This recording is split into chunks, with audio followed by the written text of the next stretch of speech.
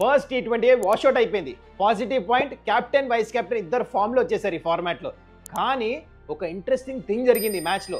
Playing 11 Harshdeep highest wicket taker ఇండియాకి T20 ఫార్మాట్లో తన్ని డ్రాప్ చేసి హర్షిత్ రాణాను ఆడిపించారు. దానికి రీజన్ ఏంటి? అండ్ ఆల్సో సెకండ్ టీ20 మెల్బోర్న్ MCGలో ఆడబోతున్నారు. దాని గురించి పిచ్చి కండిషన్స్ ప్లేయింగ్ 11 డిస్కస్ చేద్దాం.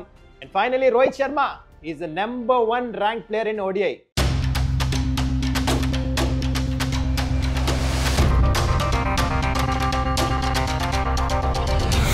నమస్కారం, వెల్కమ్ టు సుమన్స్ డగౌట్.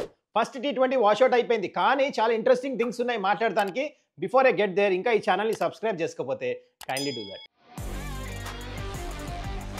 ఈ మ్యాచ్ గురించి డిస్కస్ చేద్దాం, కానీ దానికంటే ముందు బిగ్ న్యూస్ ఇందాక చెప్పింది. రోహిత్ శర్మ నెంబర్ 1 పొజిషన్కి వెళ్ళిపోయాడు ODI ర్యాంకింగ్స్లో అట్ ద ఏజ్ ఆఫ్ 38. చూడండి తన పర్ఫార్మెన్స్ ఎట్లా ఉందో కన్సిస్టెంట్గా. ఇది ఏదో last series player of the series వచ్చిందని కాదు, ఈ నెంబర్ 1 పొజిషన్కి వచ్చింది. ఇది కన్సిస్టెంట్గా మొత్తం ఇయర్ అంతా పర్ఫార్మెన్స్ చేస్తే కానీ స్పాట్కి వెళ్ళరు. చాలా పాయింట్స్ చూస్తారు మీరు, ఎవరితో రన్స్ కొట్టారు, హోమ్ సిరీసా అవే సిరీసా, లాట్ ఆఫ్ క్యాలిక్యులేషన్స్. తను కన్సిస్టెంట్గా రన్స్ కొడుతున్నాడు కాబట్టి ఇప్పుడు నెంబర్ 1 పొజిషన్లోకి వచ్చాడు అట్ ద ఏజ్ ఆఫ్ 38. చూడండి, he's going the right direction. తను ఇప్పుడు క్యాప్టెన్ కాదు, అయినా ప్లేయర్ ఆఫ్ ద సిరీస్ వచ్చింది, అయినా ఇప్పుడు నెంబర్ 1 పొజిషన్లో ఉన్నాడు. He's going in the right direction. ఒక ఎగ్జాంపుల్ సెట్ చేస్తున్నాడు, age is just a number అని. చూడండి, ఇప్పుడు 5 years యంగర్ అనిపెడుతున్నాడు. పేరుకి 38 years, కానీ he's looking much younger, fully fit, మంచి ఫామ్లో ఉన్నాడు. మొన్న ఆస్ట్రేలియా సిరీస్ ఎట్లయితే బ్యాటింగ్ చేశాడో హీ వాజ్ లుకింగ్ లైక్ 2013-14లో రోహిత్ శర్మ ఎట్లా ఆడుతున్నాడో అట్లా అనిపించింది. బట్ వన్ థింగ్ మనం చెప్పాల్సింది ఏంటంటే ఇక్కడ he's going in the right direction ఆ 2027 వరల్డ్ కప్కి. వెళ్ళండి Rohit Sharma, way to go. Now coming to yesterday's match. 9.4 overs అయినాయి, దాంట్లో ఇండియా 97 for 1. ఆ వర్షం రాకముందు బిగ్గెస్ట్ పాజిటివ్ పాయింట్ ఏంటంటే అభిషేక్ శర్మ 19కి అవుట్ అయిన తర్వాత పార్ట్నర్షిప్ 62 runs ఎక్కడి నుంచి వచ్చింది? కెప్టెన్ ఇంకా వైస్ కెప్టెన్ బ్యాట్ నుంచి వచ్చింది ఇది, అది కూడా కేవలం 35 balls. This is definitely very big positive. First Gill గురించి మాట్లాడదాం. శుభ్మన్ గిల్ గురించి అందరూ ఏమంటాము, తను రన్స్ కొట్టడం కాదు, కొడతాడు, కానీ తన strike rate was the problem. ఐపీఎల్లో తన అందరు ఓపెనర్స్ కంటే ఇప్పుడు ఉన్న సంజు శాంసన్, జయస్వాల్, దాంట్లో అభిషేక్ శర్మ కంటే ఎక్కువ రన్స్ కొట్టాడు. కానీ ప్రాబ్లం వచ్చేసి తన స్ట్రైక్ రేట్ జస్ట్ ఆ 135 to 140 స్ట్రైక్ రేట్లోనే బ్యాటింగ్ చేస్తూ ఉంటాడు. కానీ ఇప్పుడు చూడండి, he scored 37 of 20 balls. I know it's a small score only, but still తన ఇంటెంట్ చాలా నచ్చింది. 185 స్ట్రైక్ రేట్, అది కావాల్సింది గిల్ నుంచి. ఈ టీం ఏదైతే ఉంది కదా ఇప్పుడు రైట్ నో కరెంట్ వరల్డ్ కప్కి ఏదైతే గేమ్ ప్లాన్ ఎట్లయితే ఫాలో అవుతారు, ఇండియా ఒక సిద్ధాంతం ఫాలో అవుతారు, అగ్రెసివ్ బ్రాండ్ ఆఫ్ క్రికెట్ ఆడాలి. So if Gill wants to get in to that format, మంచి కన్సిస్టెంట్ రన్స్ కొడతామే కాదు, స్ట్రైక్ రేట్ కూడా చాలా ఇంపార్టెంట్. ఈ మ్యాచ్ అది చేసి చూపించాడు. And now coming to Suryakumar Yadav, captain. Last 14 innings runs లేవని మాట్లాడడం, కానీ ఈ మ్యాచ్ చాలా మంచిగా ఆడాడు. రాగానే స్ట్రేట్ డ్రైవ్ టైం చేశాడు, హేజిల్వుడ్కి 6 కొట్టాడు, పికప్ షాట్, మంచి ఫామ్లో, రిధంలో, గుడ్ స్పేస్లో అనిపించాడు. డెఫినెట్లీ పెద్ద స్కోర్ కొట్టేవాడు అలా అనిపించింది వీళ్ళిద్దరు ఆడుతుంటే. అన్ఫార్చునేట్లీ వర్షం వచ్చి బ్రేక్ వచ్చేసి మ్యాచ్ కాల్డ్ ఆఫ్ అయిపోయింది. కానీ సూపర్ పార్ట్నర్షిప్. డెఫినెట్లీ ఇట్లానే ఆడితే వీళ్ళిద్దరూ అసలు ఇండియాకి తిరిగే లేదు చెప్తున్నా. ఇంకా 14 matches ఉన్నాయి టీ20 వరల్డ్ కప్ కంటే ముందు. అందరు బ్యాటర్స్ ఇట్లా ఫామ్లో వచ్చేస్తే సూపర్. అండ్ అభిషేక్ గురించి మాట్లాడాలంటే I think he played well, he look comfortable. First time Australia bouncy పిచెస్లో ఆడుతున్నా, హేజిల్వుడ్ని టుక్ ఆన్, మంచి బౌండరీలు కొట్టాడు. He was looking comfortable before he got out నేథన్లిస్కి స్లోర్ 1, కానీ he was looking confidence. So good signs. Actually match మొత్తం India గెలిచేదేమో మ్యాచ్ అట్లా అనిపించింది నాకైతే. So these are the positive points నిన్నటి మ్యాచ్ నుంచి. ఇప్పుడు అసలైన టాపిక్ మాట్లాడదాం. హర్షదీప్ ప్లేయింగ్ 11లో ఆడలే. ఇప్పుడు మీరు స్క్రీన్ మీద చూస్తుంది ఇండియా లాస్ట్ మ్యాచ్ ప్లేయింగ్ 11. దీంట్లో హర్షదీప్ పేరు లేపేసరికి చాలామంది షాక్లో వెళ్ళిపోయి ఉంటారు.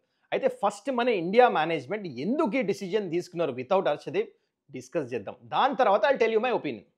ఓకే, ఈ టీం చూడగానే ఫస్ట్ మీరు ఇండియన్ టీం ప్లేయింగ్ 11లో 3 స్పిన్నర్స్ చూస్తున్నారు. దానికి కారణం ఏంటంటే ఏదైతే వరల్డ్ కప్ రాబోతుందో సబ్ కాంటినెంట్ పిచ్చెస్లో ఆడుతున్నారు. దాని గురించి ఇండియా ఏం చేస్తున్నారు, ఇప్పుడు నుంచే 3 స్పిన్నర్స్ ఆడుతున్నారు. ఎందుకంటే జెన్యున్ స్పిన్నర్స్ ఉన్నారు ఇండియా దగ్గర. అండ్ సౌత్ ఆఫ్రికాలో సిరీస్ గెలిచినప్పుడు కూడా ఇర్రెస్పెక్టివ్ ఆఫ్ కండిషన్స్ అక్కడ కూడా 3 స్పిన్నర్స్ ఆడారు.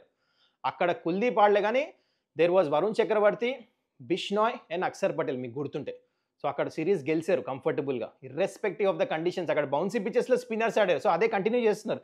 ఇన్ఫ్యాక్ట్ సూర్యకుమార్ యాదవ్ ఈ మ్యాచ్ కంటే ముందు కూడా స్టేట్మెంట్ ఇచ్చాడు, మేము ఇదే ప్లాన్ చేస్తున్నామని. వరల్డ్ కప్ గురించి సబ్ కాంటినెంట్ పిచెస్లో అయితే కాంబినేషన్ ఆడబోతున్నారు, బౌలింగ్ యూనిట్ అదే ఆడిపిస్తున్నారు, which I felt is a smart thing to do. Correct కూడా, ఎందుకంటే ఇప్పటి నుంచి అలవాటు అవ్వాలి, ఇంకా 14 మ్యాచెసే ఉన్నాయి.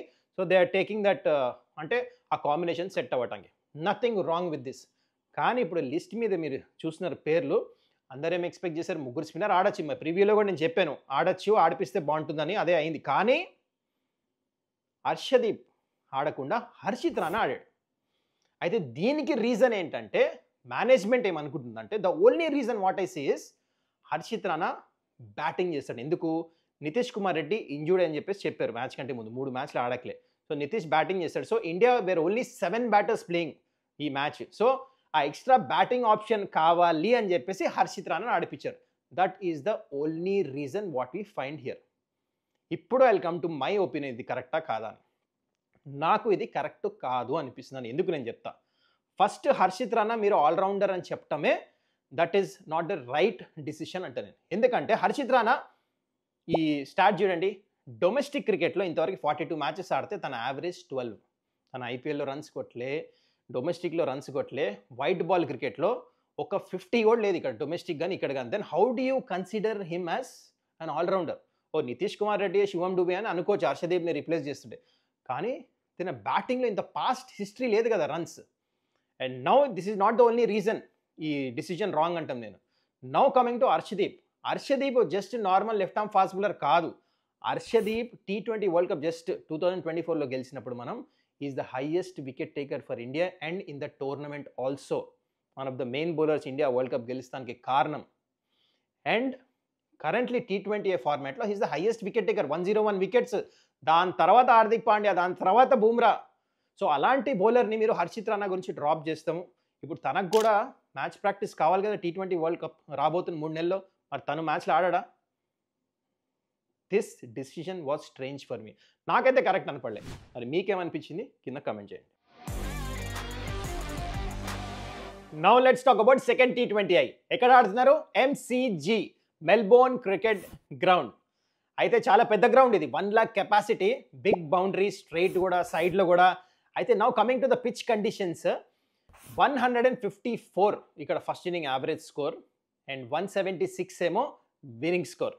అయితే ఇక్కడ ఇంట్రెస్టింగ్ ఫ్యాక్ట్ చెప్పాలి, 2023 నుంచి ఇప్పుడు దాకా 13 మ్యాచెస్ ఆడతాయి T20 ఫార్మాట్ ఇక్కడ. దాంట్లో 9 మ్యాచెస్ సెకండ్ బ్యాటింగ్ టీమ్స్ గెలిచినాయి. అండ్ ఇంకా ఇంట్రెస్టింగ్ థింగ్ ఏంటంటే ఆ 13కి 13 మ్యాచెస్ టాస్ గెలిచి క్యాప్టెన్స్ సెకండ్ బ్యాటింగే చేశారు. దాంట్లో 9 టైమ్స్ ఇందా చెప్పినట్టు సెకండ్ బ్యాటింగ్ టీమ్స్ గెలిచినాయి. So win the toss I think captains will prefer to bowl first.